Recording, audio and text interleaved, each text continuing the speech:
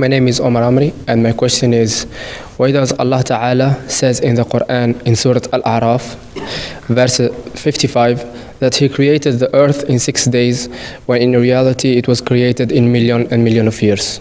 Have you read in the Holy Quran, in the other verses, that Allah's one day is of 50,000 years? I don't remember this.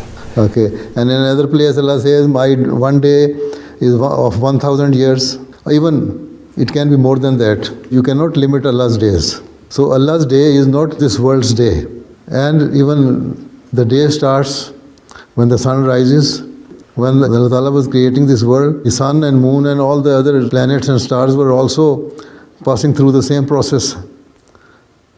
We cannot see that He made the sun before He created the world.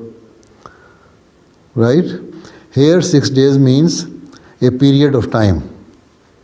In our commentaries, also elsewhere, in some of the commentaries it is written that Allah's day is the period of time.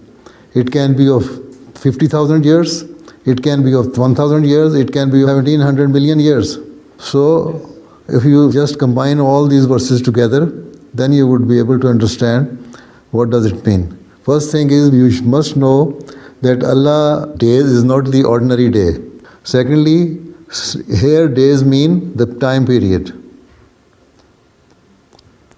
not the day which starts from the rising of the sun. No, this is not the day, not our world's day. Now you understand? Yes, I understood. Jazakumullah ahsan al-jazaa. Assalamu alaikum.